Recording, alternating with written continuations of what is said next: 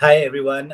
Today we have with us Surga Thilakan, who's a co-founder of a company, Salesken, uh, which is a company that harnesses the power of data sciences to do sales.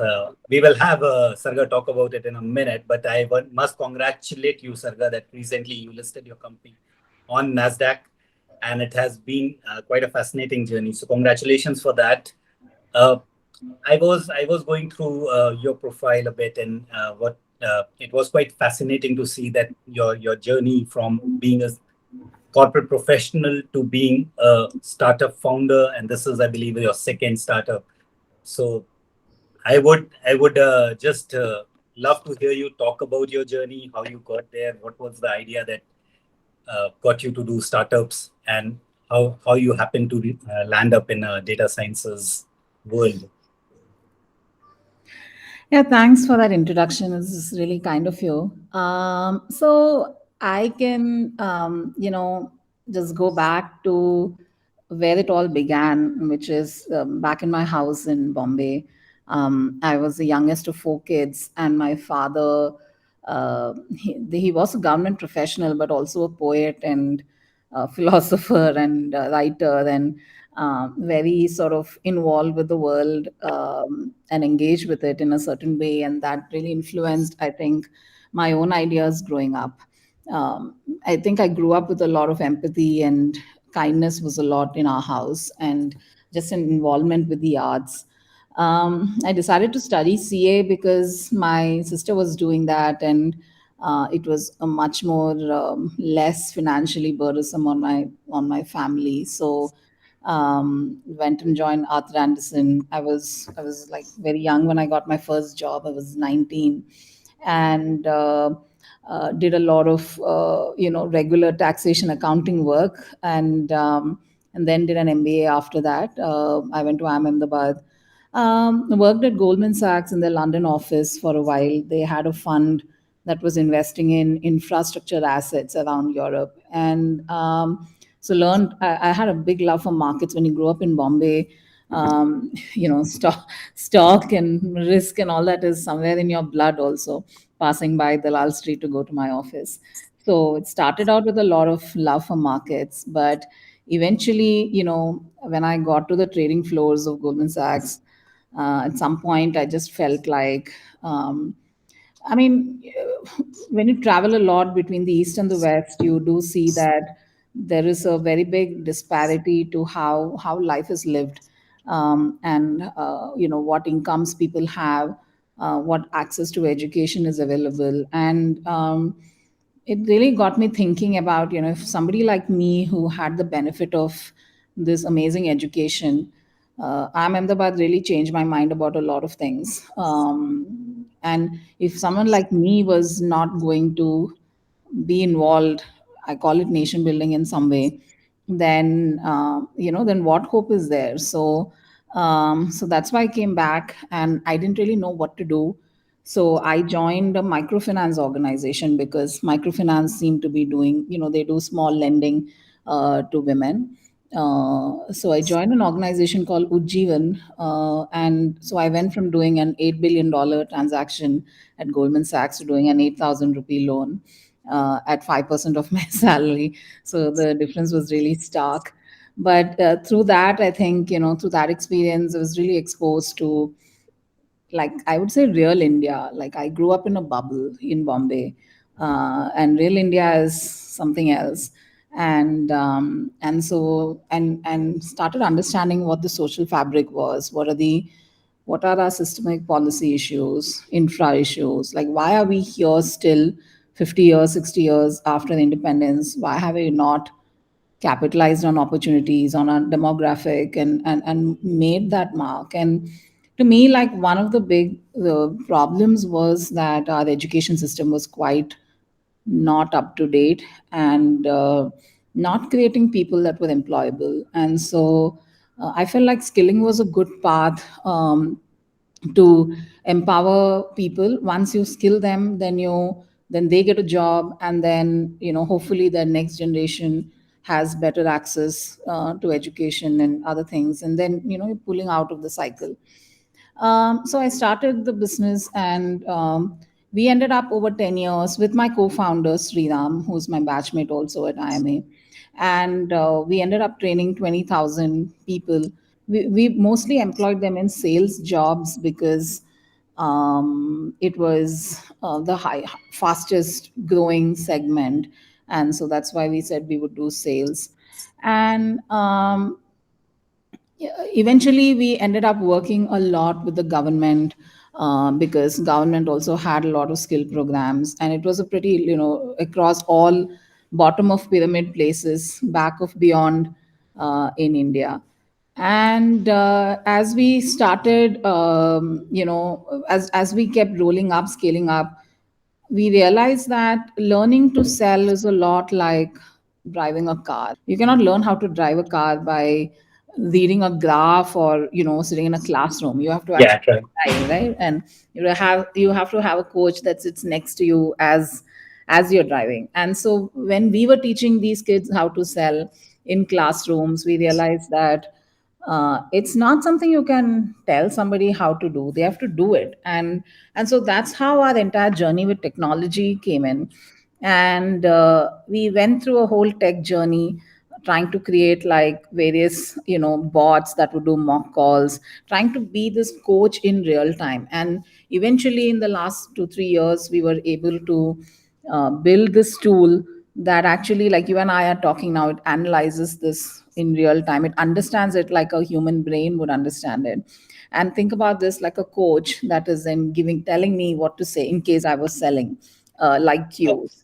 And yeah, so that really took off. We raised funding, and then yeah, so that's the journey. That's the That's transition. that's that's that's quite fascinating. I think it's amazing. It's a such a swing that you have a arts background and then go into finance and then come out into technology. So it's quite a swing. I think there are a couple of questions popping in my head. Though I'll go with the first one.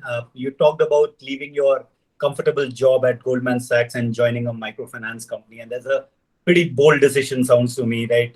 Even as a corporate professional, I think it's a pretty bold decision to leave that comfort in London and come back to India and start doing a microfinance job. What motivated you to take such bold steps and shape your career the way you saw it at that point in time? Yeah, I mean, look, my family was quite freaked out when I was telling them. They were like, you should be getting married, settling down. Like, what are you thinking of starting a business?" But the thing that really troubled me was, look, you spend too long living someone else's life, right? Most people don't. People get to their jobs through total randomness. And uh, and for me, basically, I traveled. Travel makes a very big difference. I think I would advocate travel to everybody. And I traveled alone. I think solo travel in your 20s is a great thing to do. So I went to a lot of European cities by myself, and I'm also a painter. This is like one of my Oh, paintings. nice. uh, That's so beautiful. uh, so because, like, when I was traveling, I just felt like there's a voice inside you, right, that is just not able to I, it felt empty. The banking job felt empty. You're intermediating money, and you're not creating anything. And I'm fundamentally a creator at heart. I love building things. And when I thought about what is my contribution to the world, banking ultimately, it's some form of suit dalali, okay, and that's what it is. And um, there is, and so for me, like, the problem statement, and nobody understand, we were doing structured debt and all manner of sophisticated products which made no difference. I was in the peak of the 2007, when Wow. pre-crisis, Yeah, yeah, where yeah, yeah. we had like a very great year that year, and as Goldman. And but yeah, for me, it just felt like, what have I, life is short, and like, what am I adding to the world when I go by? And this was not what it was, and I had to go on a search. And I would really encourage everybody to really hear inside your mind, inside your heart, what is it that really resonates to you. And to me, it was like the calling really came from helping people. And And at some point, the noise inside was very loud. And no amount of painting and singing and all could solve it. So I had to jump off the cliff without any parachute and then figure out if there is a soft landing or not. In my head, I realize I have to want nothing to be able to do this. So if you're not Yeah. attached to anything material, then you're free. Yeah. No, that's quite some profound thinking, Sarga. And listening to your inner voice, I think kudos to that. I think that's where it all matters. So, coming to the second point on the same journey, how was it breaking into technology? You came from a completely non-technical background, Absolutely. and then you move into the like cutting edge technology sector like data sciences, Yeah, right? So absolutely. how did that happen, and how did you get into that? You know, it looks like crazy, but the dots ultimately connect always. And I'm asked this question. You know, it's not just technology. Our tech is like globally leading tech. We are not a product nation. Most of our companies here, the big Yes, software companies, are all services, and at some level, yes, unfortunately, at some level of cost play, body shopping. Our tech is like it's a miracle even in this country because Salesken today is the highest rated product globally in the conversation AI category. And that wow, is something that we don't have any Indian, have very few Indian product companies. We've not made things here.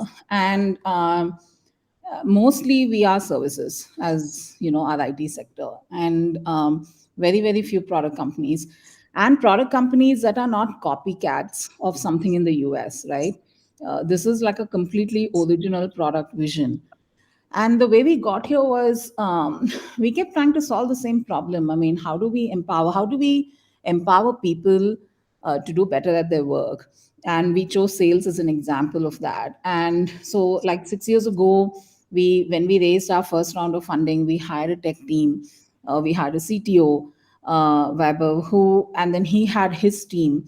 And this is a group of, look, we had no money at that point. So these were, a group of folks from IIT, people like me, Sriram, all of us, we literally used to read math, fundamental research papers, figure out like ground up about data science, because data science, there are not a whole many SaaS AI companies here. yeah, So we had to home grow the skill by reading, learning, looking at the work already done, speaking with people outside who were doing cutting edge work, and then going through multiple iterations to really find the product. Like real time is basically, you're able to get that queue pop up for the sales rep in under a second.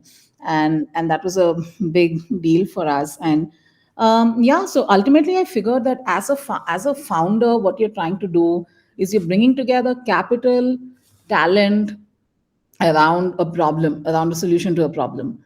And I don't need to, now I have people across.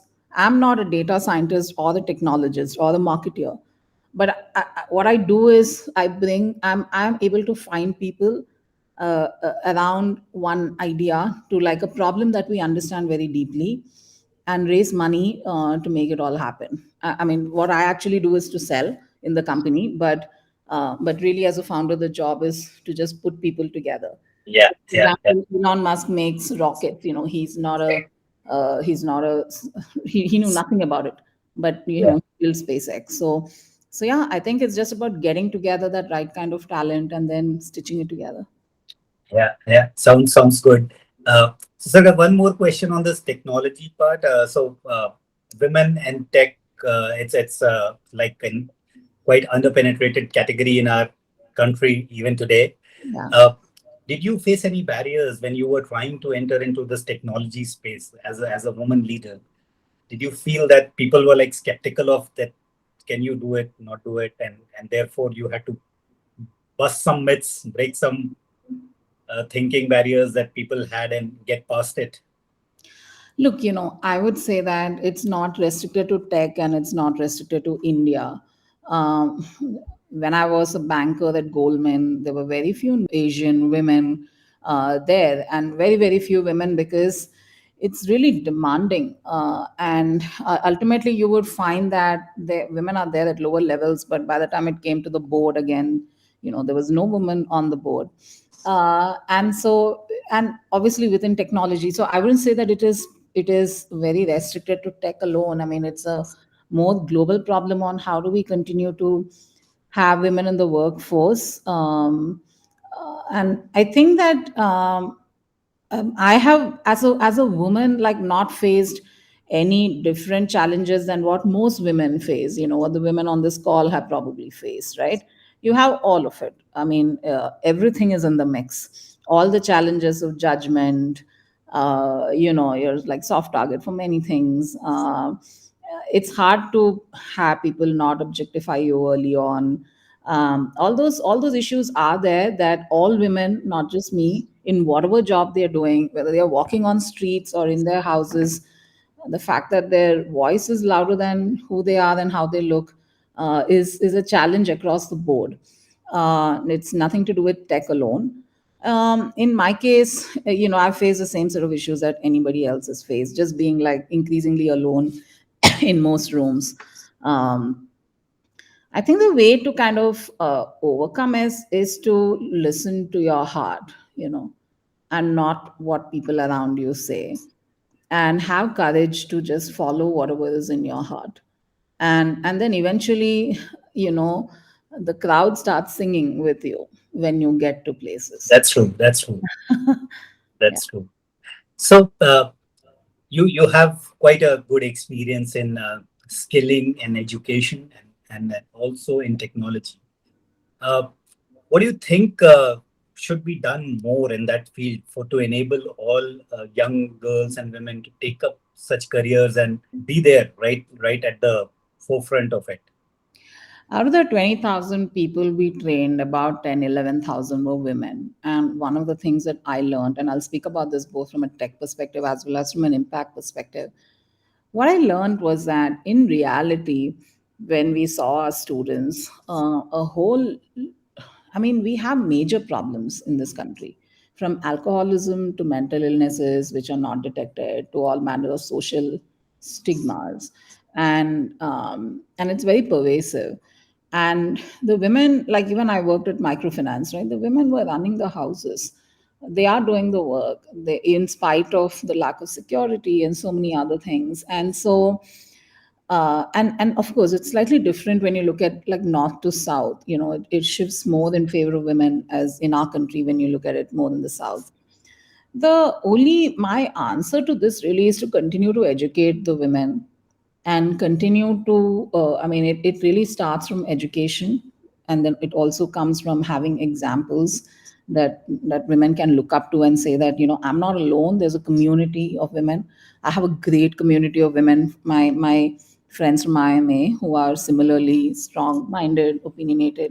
So Yeah, women are also women's best. Nobody can understand. I don't think only women can understand what the issues are. You know, that's true. uh, That's true. I think that's true. I think creating those women communities is great. Yeah. So and focusing a lot more on education of women, as far as women in technology are concerned. um, I think the opportunities are tremendous, and I think it's also turning. There are a lot of women increasingly coming into tech. I'm in tech and sales. Both are mostly male dominated, even sales. Um, and so the answers for this are no different than the answers for most people, which is allow women to educate more, share the work at home more, divide the home responsibilities equally. Like men have a big part to play in that too. I'm sure, and I'm sure that's changing with the leaders like you taking the mantle forward. Uh, I just wanted to add one thing, yes, to like in our leadership team earlier, like I really struggled to find women who were, women leaders. And now, with like I'm increasingly changing the mix, even at the leadership level. Like I'm trying to do true. what I can to create So, my VP sales is a woman. Lady who heads my product is a woman. So I mean, we have like women across a lot of key roles. So that's exciting, and that's one Yeah. way we do it. So that was my next question, Sarga. That now one is from the education side, but from the professional world and organization side, and you as a co-founder can definitely add a lot of thoughts to it. Is that what should organizations be doing to encourage women to take up leadership roles and get them there? Look, one is, I think, just in terms of coming back, like there are two or three things, right? But one definitely, I think, is the maternity challenge. When you come back from that leave, can you keep those jobs there, right? Or figure out some way to rehabilitate, because when women come back, they're very low on confidence, self-esteem. These are, I don't want to generalize, but a lot of women do, including like many of my friends have had these issues. So creating a bridge, a specific program around this, it costs money. Obviously, you have to hold a position, you have to double staff it, all of that. But you have to put it as an agenda and make sure that rehabilitation after that, coming back after that, going back, you've broken the bridge, and so you have to reconnect it. Yeah, That's yeah, one. The other is internal organization communities for women, like just getting more women leaders to talk to the existing women in the organization. It's about courage and network, having that community that is, that you can come and talk to about it. The third is making sure that harassment and other issues, you're following the law on that. We of course have posh and other things that are there now, which makes it safer, but it's still like, it's not, nobody's living in a utopia. Women are subject to a lot of harassment and things like that, safety issues, which you have to really have a vigilant watch. Me, even as a CEO and a founder, I'm also subjected to it. So I cannot even imagine what my employees who are in their 20s and vulnerable are subjected to. So among all these things, if you can and provide that in the organization, I think that'll be really great. I think that makes sense, Sarga, and the great advice. Uh, while we are talking, and this interview is to underline your professional success as a leader and as an empowering personal adventures that you would like to talk about, and just from that note, if you can, being the your journey of being simply unstoppable and being here today, what is the one piece of advice if you were to give to your own 20-year-old self looking back? What would you say? And that goes on to all the 20-year-olds who will watch this interview. I would say think big and be fearless. The dots will connect. So always look at the stars and think very big. Don't create a small world. Think big. And everything, all the noise that you hear on what you should do, not do, it'll all fade when when you're onto something. The noise becomes the cheering, then people stand behind you, they're not like, what are you doing? And yeah, I think the dots always connect. So don't be stuck to doing something that you're not enjoying. Follow your heart. It's just the adventure is just very enriching, and makes life really amazing. No, no, I completely agree. And looking at you, I think that's a great piece of advice, Sarga. I think a lot of us do not have the courage to follow our hearts. A lot of decisions get taken because of the circumstances and not because our own self. And I think that's one thing that I completely agree to. That if you follow the advice, follow your own heart, and follow that little voice inside your head, I think there will be challenges, but there's nothing more empowering than your own self. Yes, the challenges are going to be there, but overcoming the challenges creates so much character to you, and is a part of the journey. You see life so much more, so Yeah. So I think that was a great conversation, Sarga. So thank you so much for joining us. Uh, I, in fact, it was very inspiring to hear your story. I could just feel it, that the journey that you've gone through, the challenges that you have faced, and you have come out on the top, and going great guns even today. And wish you all the very success in your future endeavors. Wish all the great success for your company, Salesken. May it crosses one milestone after other, and we connect again some other day for a few more years down the line. Maybe we'll have another conversation for another successful career. Yeah, thank you so much.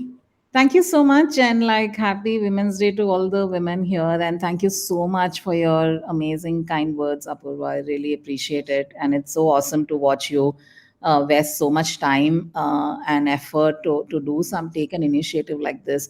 I hope there are more men like you who really, we have to do this together, and really Yes. thankful and grateful for what you're doing. Thank you. Yeah, yeah. So we have to do this together. That part you got right, and we all have to participate in it, and we will do it, Saga. Thank you. Thank you so much. It all Thank starts you. with small steps like this that eventually add up. Thank you. Thanks a Thank lot.